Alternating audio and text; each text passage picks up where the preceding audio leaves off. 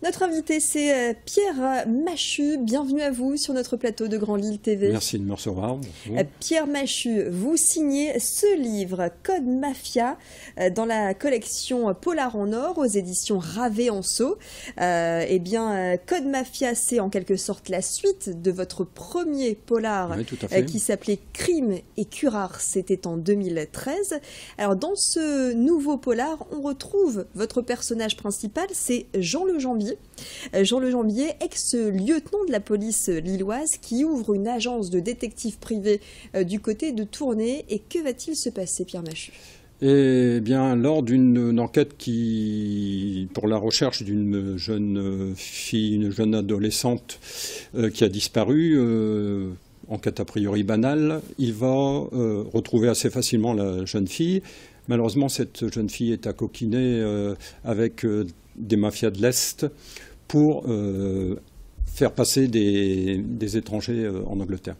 Donc, ce faisant, il va ouvrir la boîte de Pandore et ça va un peu se retourner contre lui. Jennifer, donc la jeune fille en question, qui a 18 ans, qui est originaire de Roubaix, va être retrouvée morte dans le fond d'un canal. Et de là, donc, l'enquête va aboutir. Et comme vous le disiez, il va se retrouver dans un vaste réseau. Oui, il va être embringué dans une vengeance de la mafia, de lutte entre mafias, et il va être victime de ce qu'on appelle le Qanun, qui est la vendetta ou le code d'honneur de la mafia albanaise. Vous vous inspirez de quoi, Pierre Machu, pour écrire vos polars? C'est le deuxième, je le rappelle. Alors, vous savez, de beaucoup de choses, de livres ou de films, pas de livres, pas tellement, mais de films que j'ai vus, où il y avait des histoires de mafia albanaise ou de mafia, un peu des événements qui se passent dans la région avec les immigrés à Calais et tout cela.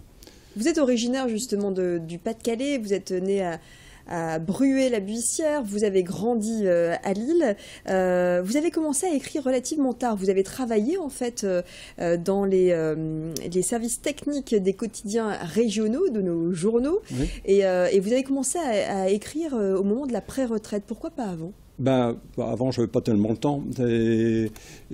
La pré-retraite, j'étais en pré-retraite à 57 ans, donc j'ai eu du temps. Et là, j'ai commencé à écrire une histoire que j'avais en tête depuis longtemps. Et bon, cette histoire n'a pas été publiée. Et donc, j'ai fini par me dire, bon, je vais écrire quelque chose qui se passe dans le Nord. J'aurai peut-être plus de chances de me faire publier. Et après un certain temps, Ravet-Anceau a fini par me prendre mon premier manuscrit. Vous lisez pas mal, vous m'avez dit juste avant cet entretien. Les lectures aussi vous permettent de faire marcher un petit peu votre imagination, votre inspiration. Oui, il y a beaucoup de lectures. J'ai appris avec joie que c'est Muriel Barbery qui avait écrit L'élégance du hérisson va sortir un deuxième livre. Il y a des auteurs comme ça que j'aime bien. Par moments, je lis toutes les séries de livres d'un auteur, et après je passe à autre chose, mais je lis énormément. Puis en plus, comme j'étais dans la presse, j'ai eu beaucoup de... Alors, Code Mafia, c'est le deuxième. Le troisième est en préparation ? Le troisième est en cours d'écriture. C'est une trilogie ? C'est une trilogie, oui. Elle est en cours d'écriture.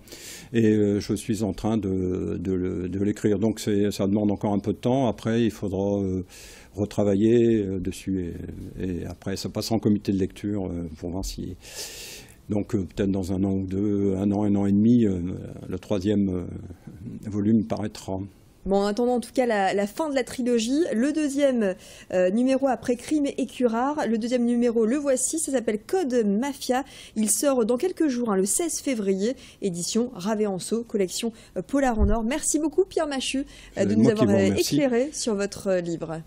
Je vous remercie beaucoup.